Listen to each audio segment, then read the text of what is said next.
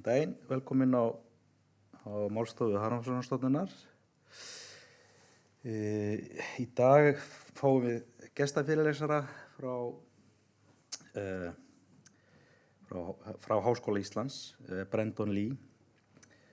En hann hefur starfað við rannsóknir á stofnum kolmunna sem nýdoktor við Háskóla Íslands, ásamt því að vera að kenna námskeið við háskólann, og hann í rannsóknum sínum á kolmunna, þá hann hérna í samstarfi við starfsmenn á Hafrannsóknastofnun.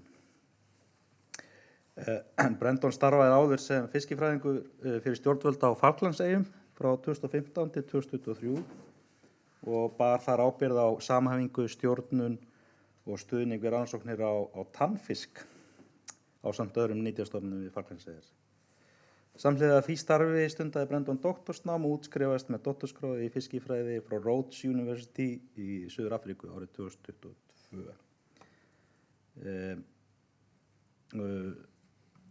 From now on we'll switch to English. Brendon, the floor is yours.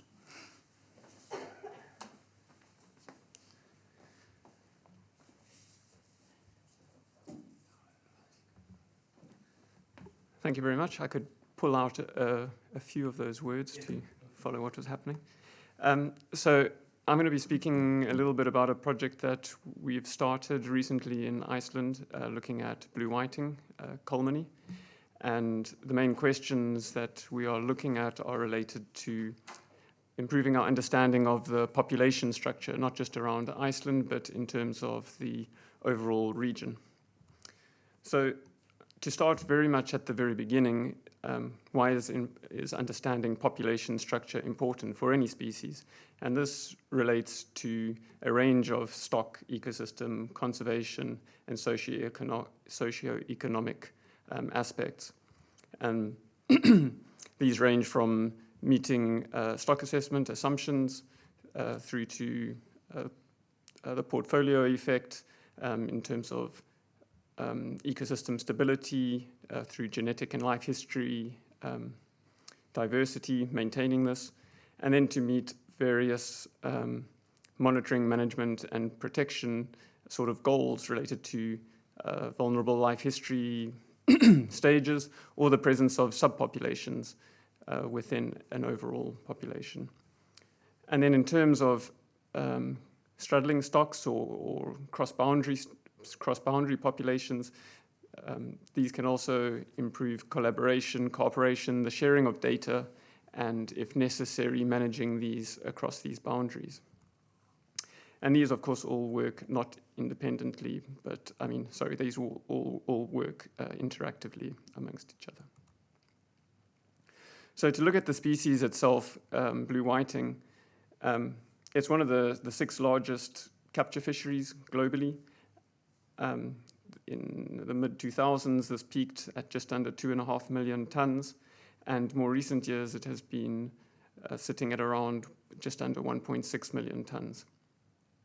Iceland itself is an important player in this fishery, with the 3rd largest catch contribution after Norway and the Faroes. And this sits at around 300,000 tons over the last few years. What is clear regarding the trend in abundance is that it's got these large peaks and troughs in terms of the abundance and the catches. And this is fairly common for what is considered a fast life history species, which relates to reaching maturity at a relatively early age, fast growth, and relatively short life. In addition, the species is very widely distributed in terms of geography. This goes all the way from the Mediterranean up to the Barents Sea in the north, and to the west and east of Greenland and the east coast of North America. It's not just in terms of geography, but also in terms of depth. The species goes from 200 to 600 meters along the continental shelf slope interface, and they undertake diurnal migrations, moving up and down in the water column. And the juveniles occur in shallower depths the upper 200 meters as well. their distribution is not uniform across the area, and they also undertake large-scale migrations both to the north and the south. They have strong ecological interactions. They're a species of high ecological importance through their, both as a competitor, predator, and prey, where they form the diet of important commercial species such as cod and pollock and haddock, as well as predators of some important zooplankton species. For these reasons, both in terms of the geography, the spatial distribution, and their ecological interactions, they are considered a wasp waste species in the North Atlantic. And through their migrations, both vertical and spatial, play an important role in terms of nutrient cycling and energy transfer. So in terms of the life history itself, what tends to occur is you get a spawning population that occurs to the west of the British Isles, and then through a combination of initially passive dispersal of eggs and larvae, and then the active movement of juveniles, they tend to occur in some variable nursery areas across the range. These largely occur off the coast of Portugal and France and Spain, as well as off Norway, and in more recent years there's been some nursery areas occurring around Iceland as well. So in these areas, they are quite productive areas for feeding and rapid growth, and then upon reaching maturity at around 2 years, the fish then undertake these return migrations to the spawning areas. And these are thought to occur annually, these migrations from maturity moving back and forward between these feeding areas and the spawning areas. But this overall life history leads to the potential for high levels of connectivity, and this has largely been centered, the questions regarding this have been centered on the spawning area predominantly. And it has been quite a few questions as to whether the spawning area occurs as a single or multiple areas. And in addition to this, it's also some questions regarding these sort of migratory patterns. Are they occurring in cyclic patterns? So you're getting fish to the northwest and the northeast, maintaining separate populations, and the south population also moving back and forward between the southern component of the spawning stock. And these questions are not understood clearly. So just to run through it, I'm going to go through what does the contemporary research suggest regarding this? What are the key knowledge gaps? And then what can we do, or what have we begun to do to try and improve our understanding regarding this? So early research using acoustic data suggested a uniform single spawning area to the west of the British Isles. However, through some spatial temporal modeling of egg abundance in this area, they found that the spawning area actually seemed to occur as two hotspots or discrete units with a negative between them. In addition, this was also seemed to differ in terms of time, with the southern hotspot occurring about a month earlier than the northern spawning area. Another study was looking at the dispersal of larvae, and what this study found was that there was a retention zone, so any eggs and larvae within this area were retained within this area. And to the north and south of this retention area, eggs and larvae were dispersed either to the north or the south. However, there was very strong variability around this retention zone. And of course, based on the modeling approach, there were many assumptions that were challenging to align with the biology of the species itself. There was 2 studies looking at the otolith shape across the region, and this found 2 distinct morphotypes or ecotypes, and this was a northern zone and a southern zone, although there was strong overlap within the spawning area, and this was explained to quite a large extent by time differences and not necessarily by space. There's been 3 studies looking at the genetics across the region, And the first of these was using allozyme data, which identified an overall central distribution and some heterogeneity at the extent of the range in the Barents Sea and in one particular fjord off the west of Norway. The second study, using microsatellites, built on this study and found an additional outer zone on the Mediterranean, and also identified some extent of genetic structuring on the spawning area. So this was looked at in a bit more detail, and they actually found quite a bit of genetic barriers and heterogeneity, consisting of 2 northern spawning components, 2 southern spawning components, and a recruitment component. However, importantly, this structuring was explained more through temporal differences than by space. So the one way of trying to understand what this time variability means is that the actual spawning area seems to be quite variable depending on environmental conditions in a given year. And this is largely driven through the Arctic polar gyre, and whether this is following a strong or a weak regime. So during a strong regime, you get fresh, cold conditions, and the spawning area itself is much more aligned with the continental shelf slope interface, extending to a much wider south to north distribution. Whereas during a weak regime, Arctic polar gyre, you get much more warm input, and the spawning area is much more centered on the southern extent and extending offshore. So this would play a large role in this sort of retention area, and depending on the conditions in a given year, you might have the southern spawning area occurring further north or south, which would then have knock-on effects in terms of the otolith shape or the genetic structure. So where does that leave us in terms of where we are right now? That's that there is currently no clear consensus on the population structure for blue whiting in the Northeast Atlantic, and they are currently managed as a single uniform population. However, there is clear evidence of population structure, and this is strong environmental drivers, and it's complicated by the life history of the species in terms of its highly migratory behavior.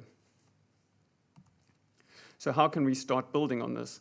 And what we are currently doing is applying an integrated approach to try and address regional and local questions. So over the course of this year, and through our partners across the region, we are collecting fish, and these are age 0 fish or less than 20 centimeters, and adult fish of over 2 years old across the full extent of the distribution from the Mediterranean to the Barents Sea and around the spawning area, Iceland, and also 2 sites to the west and east of Greenland, which I have not included in this map because it just made the map too big. So these samples, once we have processed them here in Iceland, we will apply a series of approaches to try and understand the population structure. And this will include genetic and genomic analyses, otolith shape analyses, looking at the parasite communities, and then the 2 aspects that I will be looking on primarily are the use of otolith chemistry and then spatial temporal models, which are specifically to look at local dynamics. So just to go into the spatial temporal approach that I'm hoping to try and pursue, it's, as I mentioned, to firstly look primarily at questions around local dynamics, around Iceland itself. And the main sort of questions are regarding the occurrence, so the presence or absence of the species around Iceland. When they are in occurrence, what is the abundance of the individuals, and then how we can relate this occurrence and abundance to demographics. So for the demographics, we'll be looking at either, depending on the data, we'll look at either age, length structure, or pool these into life history stages, for example, juveniles and adult components. As a first part of this, we will then investigate what are the main environmental drivers of the occurrence, abundance, and demographic structure. So this will be looking at, for example, temperature and salinity and depth and oxygen. And then we will also be looking at some ecological drivers. So this will be related to the abundance of some of the main predators, some of the main prey items, and competitors. The primary part of this study will be looking at space and time. So, and this will be looked at in terms of a persistent, progressive, or opportunistic time structure. So to run through this very briefly, we were trying to understand whether there's any hotspots around Iceland in terms of space. If these are persistent, this will mean that they are the same every single year for all the demographic groups that we look at. And then on the opposite end of the scale would be an opportunistic spatial temporal structure, which means that the spatial hotspots are completely different every single year, and there's no relationship between them. Linking these would be a progressive spatial temporal structure, and this means that it can vary between persistent and opportunistic. They're related in a structured way. So it could be a slow shift to certain directions or a general increase in a related manner. One aspect that we're wanting to look at a bit more in terms of the ecological contributions, but we need to have a look through the data a little bit more first and discuss with collaborations, would be to also generate some sort of spatial temporal predictions for some of these main predator, prey, or competitors, where the initial explanatory variables seem to be driving influence, and then have a look at these in terms of the overlap. So once we've done with this component of the project, we'll move on to the otolith chemistry, and this is now addressing more regional questions. So what is the general approach that we hope to achieve with this? So we'll have otoliths now from age 0 and adult fish from across this distribution, all the key life history stages and across the full distribution. And we're going to extract elemental concentrations from across these otoliths. So I've put these here into sort of 3 groups. The first of these are the routine elements that have been pulled out for most otolith chemistry research. And this includes strontium, barium, magnesium, manganese, and these have been associated with clear environmental influences. For example, strontium concentrations are largely driven by temperature or salinity. The next group are these sort of heavy metals, cadmium, zinc, copper, and lead. And what is interesting about these is that, for example, that we are hoping that they might be able to drive or identify a signature linked to specific areas. For example, around Iceland, the shelf is associated with high cadmium levels. So we are hoping, or it might be interesting to see if blue whiting that inhabit around the waters around Iceland might get a distinct cadmium signature. And then we can look at individuals from across the range and see if they are if they've been moving into Iceland waters across their life history. And then the final group is these oxygen isotopes. And this is actually a link to the group 1, but it's just that we will need to apply a different methodology to extract these. So I'm not going to discuss these in too much detail in this presentation. So the 2 main ways that we are hoping to get the chemical information, the elemental information out of these otoliths are, the first approach is we will undertake chemical maps. So this is a very high resolution approach, and it involves extracting between 1 and 5 micron maps across the full extent of the otolith. So this is an elemental map for strontium on a toothfish otolith. And you can see how the fish has moved in different environments or temperatures across its life. So this is a very high resolution approach and quite data intensive. So we're not going to do this for the full extent of the samples, but based on the other approach, which I'll discuss shortly, we'll be able to get fish that show distinct patterns and then use this almost as ground truthing. The main way that we'll approach this with all the other samples will be to undertake elemental line transects. So these will be run from the otolith core to the edge, and because of the nature of otoliths, you'll be able to extract elemental concentrations from the birth through the different life history stages to capture, or the point of death. And then through the structure of the otolith, we can then look at patterns for distinct life history stages. So for example, we can look at the early life history and the first winter, and then for subsequent years, age 2, age 3, age 4, etc., and get signatures for the different life history stages and see how these compare across the region.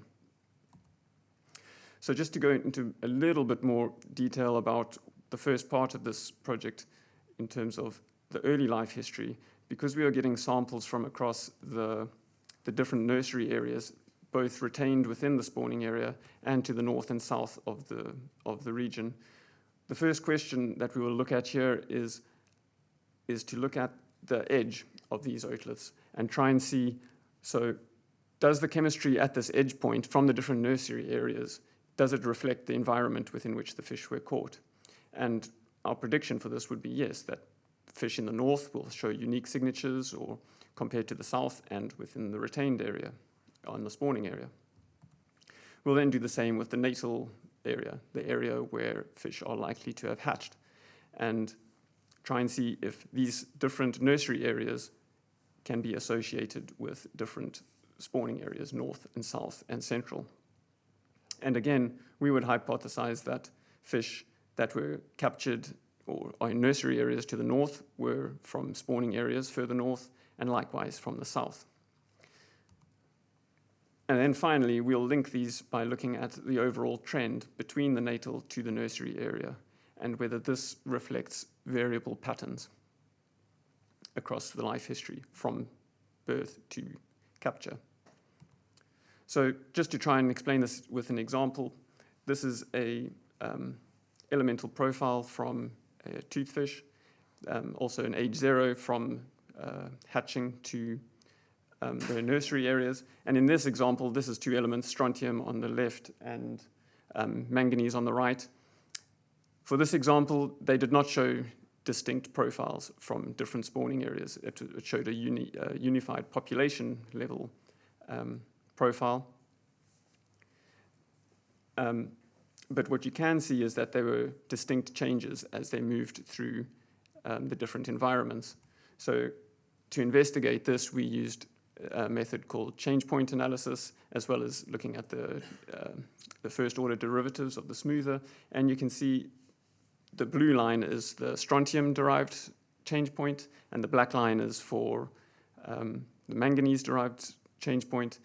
And the slope was also captured by the analysis of the derivatives. And what it shows you is that it picked out this period of change. So this is a sort of an example of what we would expect for fish, for blue whiting, from nursery areas to the south, with this moving into warmer waters, because it's an inverse relationship with temperature. For fish that were retained on the spawning area, you would expect a sort of stable trend, where we wouldn't pick up any levels of change across the profiles. And for fish in the northern spawning area, moving into the northern waters, you would expect a sort of inverse trend like this. And that's kind of what we are predicting to find with blue whiting. And the extent that these are replicated in the later life history would then be able to give us some sort of indication as to whether these fish that were spawned and moved into nursery areas of the north or south or the retained areas are remaining in these areas until adulthood, which would be indicative of distinct populations. So this is, like, as I was saying now, we're going to repeat this same sort of procedure with the adult fish and try and also identify migratory signatures and then try and see if these can answer these questions about northern and southern and retained populations remaining separate or mixing in a uniform manner. So hopefully through this research, we'll be able to answer some of these sort of key questions, both in terms of the local dynamics and the spatial temporal drivers and the temporal persistence, as well as these regional questions using the otolith chemistry. Are there single or multiple spawning areas? Do they follow distinct or unique dispersal pathways to these nursery areas? What are the patterns of the migrations, and whether there are any resident populations. Once we've generated some of these results and been able to relate it to some of the other associated projects using the parasites, we will then be able to, of course, try and see what does this mean in terms of actual management.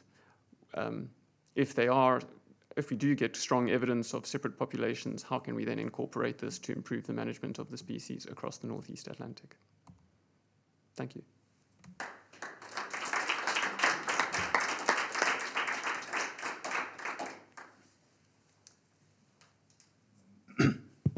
Thank you, Brendon. Are there any questions? Anna? Anna Heiða Ólafsdóttir, Hafrannsóknastofnunar. Thank you, Brendon, for a wonderful presentation. I'm wondering about the spatial temporal resolution of the otolith chemistry. Like, will you be able to use the chemistry to see if the blue whiting was on the southeast coast of Iceland or the southwest coast? Like, how different do the water currents have to be so you pick up a signal? We'd have to have a look at the data first. I mean, for sure, I imagine we'll be able to pick up, Norway, like off the Norwegian coast compared to Iceland, and the south and the north compared to the spawning area, for example. But around Iceland in particular, we'd have to have a look to begin with. And I imagine that we'll be able to get a high enough resolution, but there's the chance that we wouldn't, yeah. But would it be possible to use the chemistry to say if the blue whiting stays in Iceland over winter or if they go south and come back next summer? Yes, I'm pretty sure that it'll have enough resolution to show that for sure. Yeah.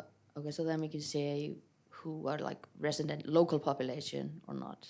Yes, definitely. Well, I don't want to say definitely, but very likely. Very likely, yes.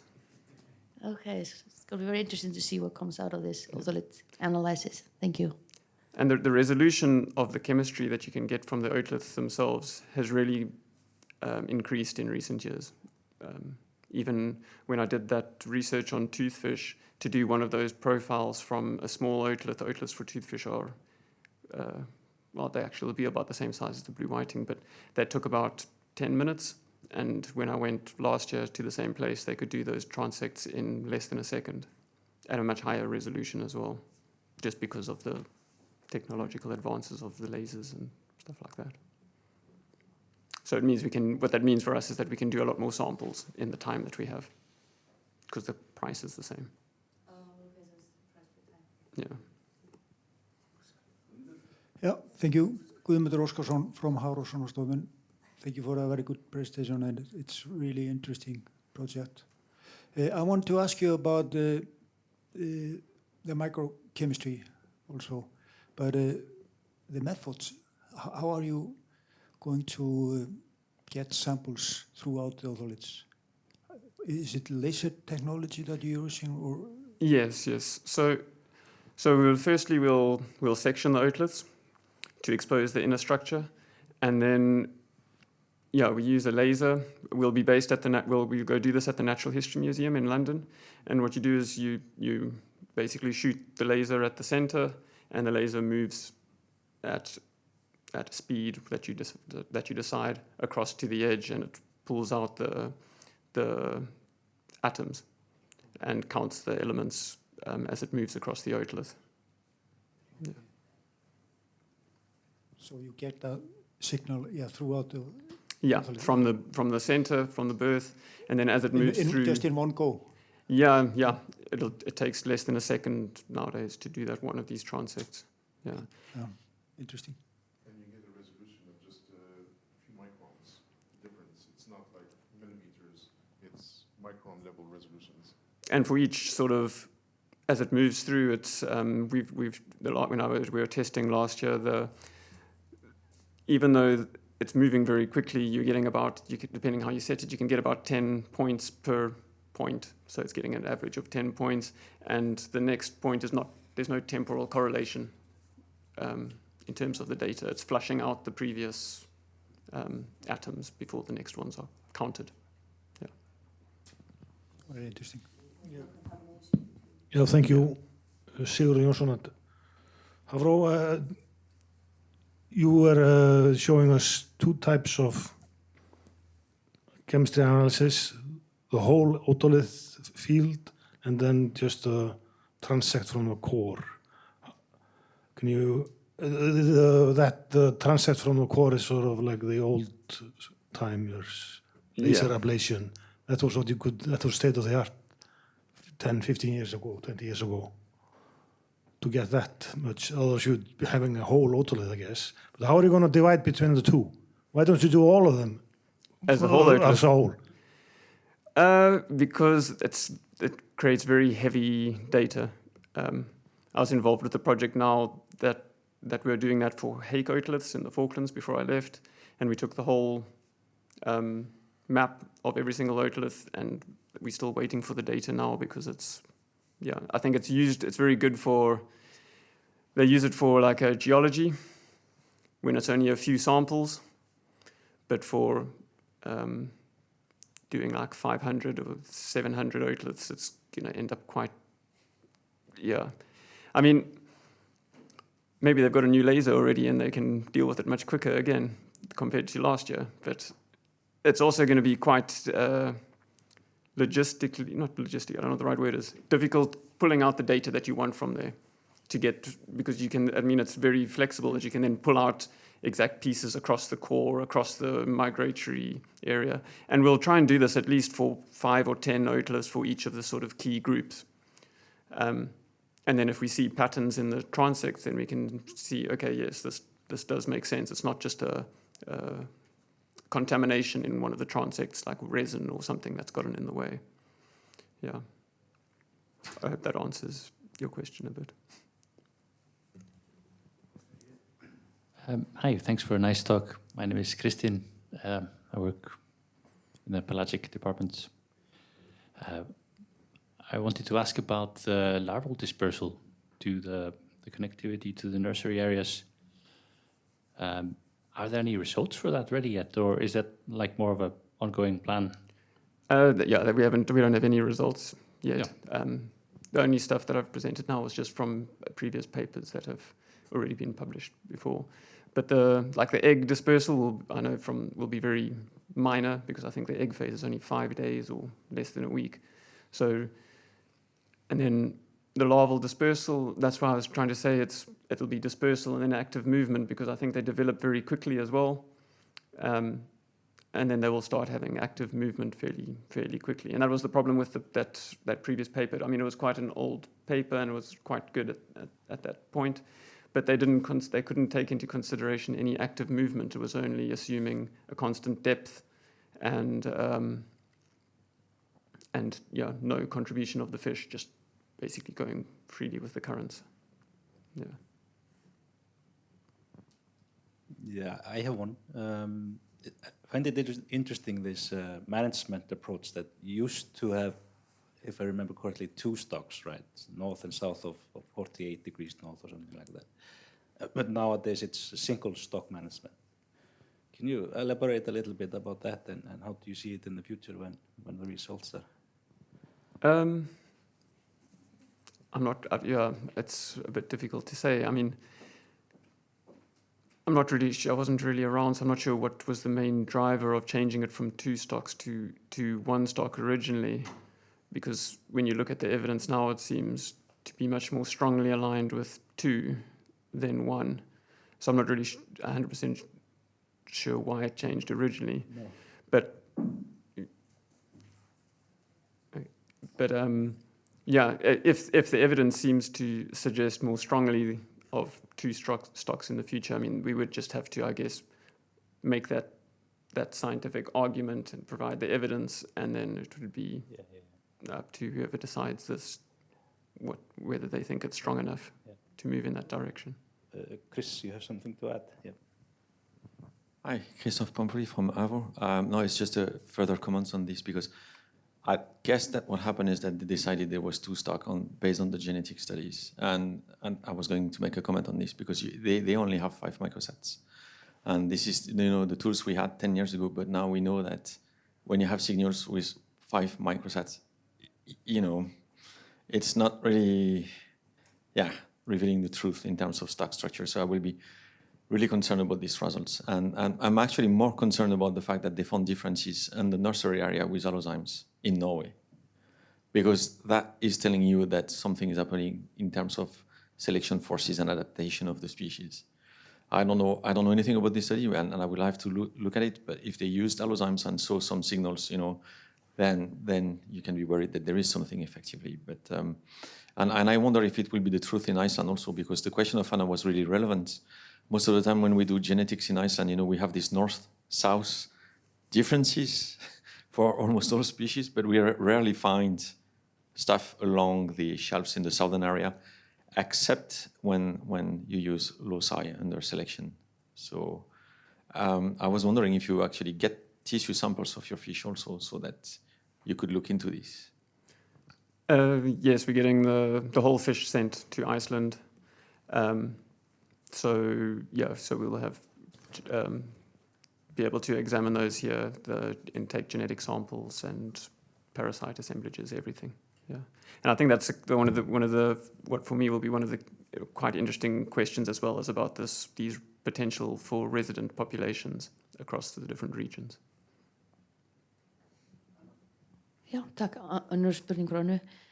I want to go back to the micro-otholids, the microchemistry of the otholids. And in the spawning area, you have maybe two different stocks spawning basically in the same location but at different times, with a month between them or something like that. And is it possible to use the otholid chemistry to separate those two stocks when they spawn in the same area or the same water masses but at a little bit different times? So for the spawning areas and the otolith chemistry, that will be quite more challenging to look at, because you might get two different signals, which would be great, but I think in reality you might just find a wider confidence intervals around that area, because I'm not sure to what extent they would be as clearly separated in terms of the environment and the spatial patterns. So you might just find more of a distribution, a wider distribution along the profiles during the spawning period, and then these separate out for fish moving north and south or staying in that same area. Yeah. Probably fluctuate with time as well, I guess. Yeah, because with seasonality, of course. One year, but not the next year. Thank you. Sorry, can you? So if the spawning, you're talking about there's environmental differences between years at the spawning grounds. But we're only getting samples from 1 year at this point. Okay. Yeah. So that was to try and standardize for that. Yeah. So, but if you would use it as a stock management stuff, then. Yeah, then you would have to. How robust is it? That's the question. Basically. Yeah, then it would have to be quite carefully implemented to make sure that this is covered. I think this is it. We will just get you back when you have some results, if that's fine. I look forward to it. Yes. Thank you again, Brendon. Thanks.